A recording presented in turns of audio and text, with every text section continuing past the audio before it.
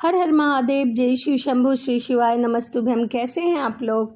आशा करती हूँ कि भगवान भोलेनाथ की असीम कृपा आप सभी पर बनी रहे, आप सभी स्वस्थ हो, अच्छे हो। इसी कामना के साथ आज हम सुनेंगे श्रावण मास की कथा, अध्याय 23। तो चलिए मन में भगवान भोलेनाथ का ध्यान करते हुए कथा को सुनते हैं। कृष्ण जन्माष्टमी व्रत का वर्णन। ईश्वर बोले, हे सनंद कुमार, श्रावण मास के शुक्ल पक्ष की अष्टमी को वृष के चंद्रमा के अर्धरात्रि में इस प्रकार के शुभ योग में देवकी ने वासुदेव से श्री कृष्ण के जन्म दिया। श्रावण कृष्ण अष्टमी को भाद्रपद अष्टमी ही समझना चाहिए। सूर्य के सिंह राशि में प्रवेश करने पर इस श्रेष्ठ महोत्सव को करना चाहिए। सप्तमी के दिन अल्प आहार करें। इस दिन दंत धावन करके उपवास के नियम का पालन करें और जितेंद्रिय होकर रात में शयन ना करे। जो मनुष्य केवल उपवास के द्वारा कृष्ण जन्माष्टमी का दिन व्यतीत करता है वह 7 जन्मों में किए गए पाप से मुक्त हो जाता है, इसमें संदेह नहीं है। पापों से मुक्त होकर गुणों के साथ जो वास होता है उसी को सभी भोगों से रहित उपवास करना चाहिए। अष्टमी के दिन नदी आदि के निर्मल जल में तिलों से स्नान करके किसी उत्तम स्थान में देवकी का सुंदर सूती का गृह बनाना चाहिए, जो अनेक वर्ण के वस्त्रों, कलशों और फलों तथा दीपों से सुशोभित हो और चंदन तथा आगरू से सुशोभित हो। उस गृह के मध्य में पष्टी देवी की प्रतिमा सहित स्वर्ण, चांदी, ताम्र, पीतल, मिट्टी, काष्ठ और मणि के अनेक प्रतिमाएं होनी चाहिए। वह सूती का ग्रह एक स्थान पर कन्या को जन्म दी हुई यशोदा को भी कृष्ण के समीप रखे। साथ ही साथ हाथ जोड़े हुए देवताओं, यक्षों, विद्याधरों तथा अन्य देव योगिनियों को भी लिखे और वहीं पर खड़ग तथा ढाल धारण करके खड़े हुए वासुदेव जी को भी लिखे। दीवार पर उनका चित्रण करें। इस प्रकार कश्यप के रूप में अवतार बलराम, अदिति के ही अंश में पार्दुभूत यशोदा, दक्ष प्रजापति के अवतार नंद, ब्रह्मा के अवतार गंगाचार्य, सभी अप्सराओं के रूप में प्रकट, गोपी वृंद देवताओं के रूप में जन्म लेने वाले गोपगण, इन सभी का चित्र बनाए। इस प्रकार पहले उन्हें बनाकर श्री कृष्ण ने जो कुछ भी लीलाएं की हैं उन्हें भी अंकित करे। भक्ति परायण होकर प्रयत्न पूर्वक 16 उपचारों से देवकी इस मंत्र के द्वारा उनकी पूजा करनी चाहिए। वेणु तथा वीणा की ध्वनि के द्वारा गान करते हुए किन्नरों से निरंतर जिनकी स्तुति की जाती है, हाथों में भृंगारी, दर्पण, ध्रुवा, दधी, कलश, इन सभी से पूजा करे तथा पुत्र के शोभमान है वह देवताओं की भी माता विजय सुता देवी देवकी अपने पति वासुदेव सहित सुशोभित हो रही है। उसके बाद विधि जानने वाले मनुष्य को चाहिए कि आदि में प्रणव तथा अंत में नमः से युक्त करके अलग अलग सभी के नामों का उच्चारण करके सभी पापों से मुक्ति के लिए देवकी, वासुदेव, बलदेव, नंद तथा यशोदा की पृथक पृथक पूजा करनी चाहिए। उसके बाद चंद्रमा के उदय होने पर श्री हरि का स्मरण करते हुए चंद्रमा को अर्घ्य प्रदान करें और इस प्रकार कहना चाहिए, हे क्षीर सागर से प्रादुर्भूत, हे अग्निगोत्र, हे उत्पन्न, आपको नमस्कार है। हे रोहिणी कांत, मेरे इस अर्घ को आप स्वीकार कीजिए।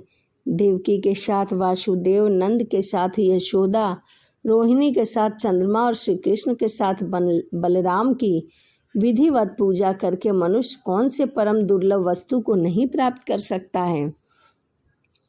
इसी प्रकार से उस 7 पूजन करके प्रातः 9वीं तिथि को भगवती के जन्म का महोत्सव भी मनाना चाहिए, जैसे श्री कृष्ण का हुआ था। उसके बाद भक्ति पूर्वक ब्राह्मणों को भोजन कराना चाहिए और जो अभीष्ट हो, गोधन आदि प्रदान करना हो, उसी समय यह कहना चाहिए, श्री कृष्ण मेरे ऊपर उत्पन्न हो, गौ तथा ब्राह्मण का हित करने वाले आप वासुदेव हैं। शांति है, कल्याण है। हे सनंत कुमार, अब इसके उद्यापन का वर्णन कहूँगा।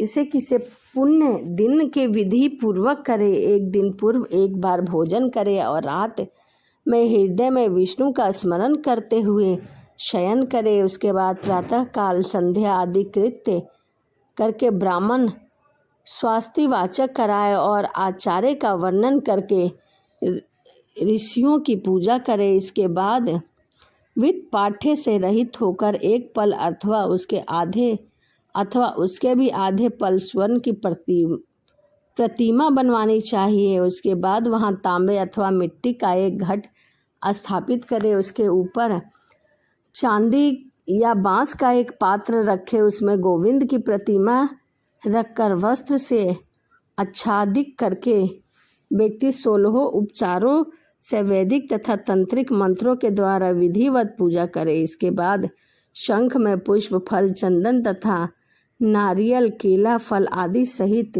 सभी से भगवान की पूजा करे। इसके बाद बुद्धिमान को चाहिए कि चंद्रमा को उपरोक्त विधि से अर्घ प्रदान करे। पुनः भगवान से प्रार्थना करे कि हे जगन्नाथ, हे देवकी पुत्र, हे प्रभु, हे वासुदेव पुत्र, हे अनंत, आपको नमस्कार है। भवसागर से मेरी रक्षा कीजिए।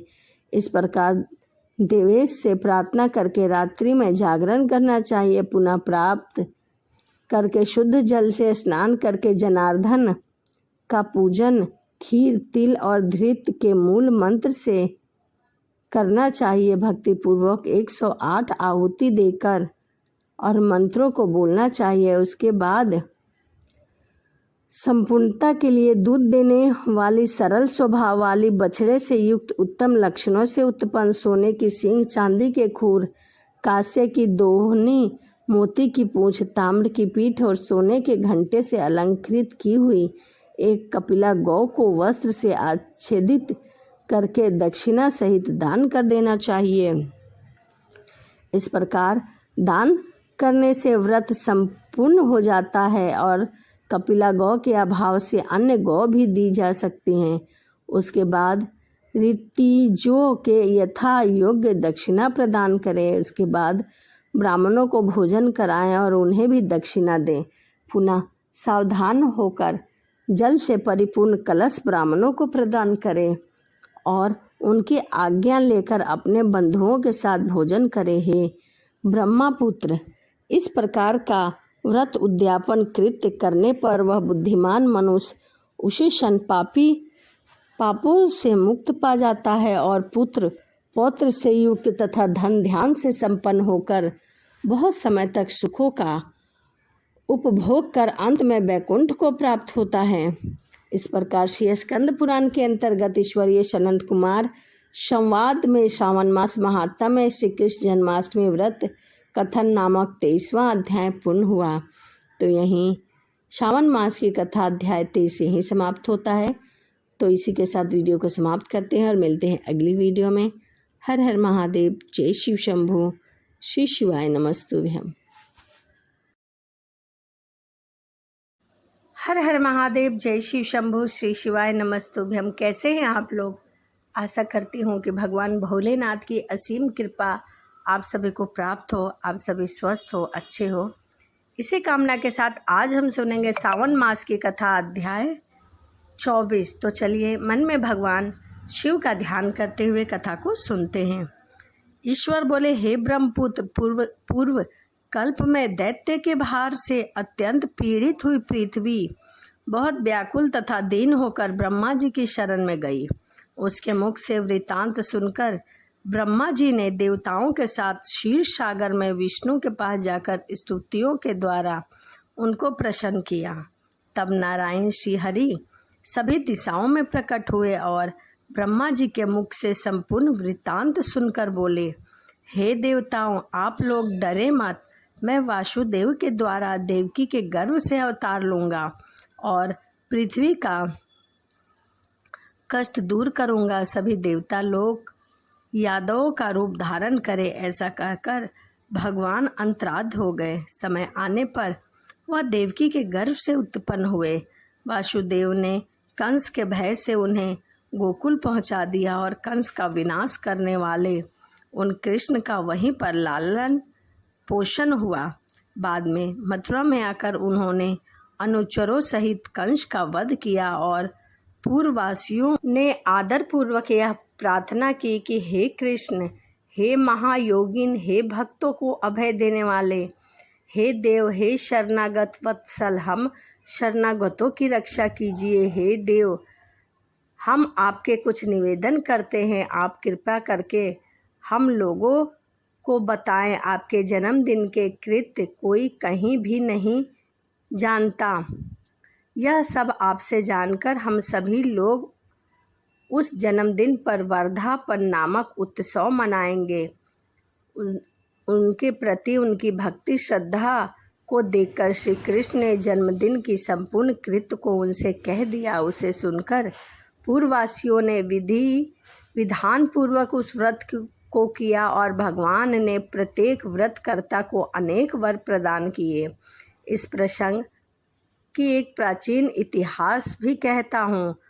अंग देश में उत्पन्न एक मितजीत नामक राजा था। उसका पुत्र महासेन सत्यवादी था, सन्य मार्ग पर चलने वाला था, सब कुछ जानने वाला था। वह राजा अपनी प्रजा को आनंदित करता और उनका विधिवत पालन किया करता था। इसी प्रकार रहते हुए उस राजा का अकस्मात देवयोग से पाखंडियों के साथ काल पर्याप्त सहचर्य हो गया और उनके संसर्ग से वह राजा अधर्म परायण हो गया। वह राजा वेद शास्त्र और पुराणों की बहुत ही निंदा करने लगा।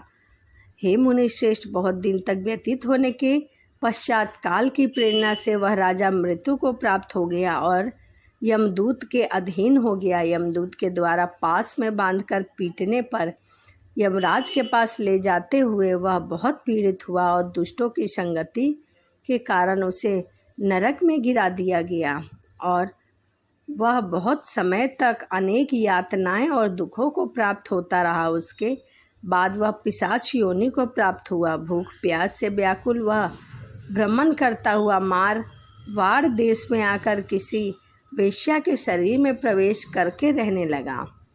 वह उसी के साथ पुण्यदायक मथुरापुरी चला गया और वहाँ पास के ही रक्षकों ने उस पिशाच को उसके गृह से निकाल दिया। तब वह पिशाच वन में ऋषियों के आश्रम में भ्रमण करने लगा। किसी समय देवयोग से श्री कृष्ण जन्माष्टमी के दिन व्रत करने वाले मुनि तथा द्विज के द्वारा महापूजा तथा नाम कीर्तन आदि के साथ रात्रि जागरण किया और वहां पहुंचकर विधिवत पूजा देखी, श्री हरि की कथा का श्रवण किया। इससे वह क्षय पाप रहित तथा पवित्र और निर्मल हो गया। वह यमदूतों से मुक्त हो गया और प्रेत योनि छोड़कर विमान पर बैठकर दिव्य भोगों से युक्त विष्णु लोक जा पहुंचा। इस प्रकार इस व्रत के प्रभाव से उसे पिशाच योनि से छुटकारा मिल गया और वह विष्णु साधिन्य प्राप्त हुआ। हे ब्रह्मपुत्र, वहाँ बैकुंठ में 1,00,000 वर्ष तक देव विमान में आसीन होकर नानाविध सुखों को भोगता रहा और इसी के कारण इस लोक में आकर सभी ऐश्वर्य से समृद्ध, सभी अशुभों से रहित होकर महाराजाओं के कुल में उत्पन्न हुआ। वह कामदेव के समान रूप वाला हुआ। जिस स्थान पर श्री कृष्ण जन्म उत्सव की विधि लिखी हो अथवा सभी सौंदर्य से युक्त श्री कृष्ण जन्म सामग्री किसी दूसरे को अर्पित की है अथवा उत्सव पूर्वक अनुष्ठान व्रत किया हो, उस स्थान पर मेघ व्यक्ति की इच्छा करके मात्र से वृष्टि करना और प्राकृतिक आपदाओं से कोई भी भय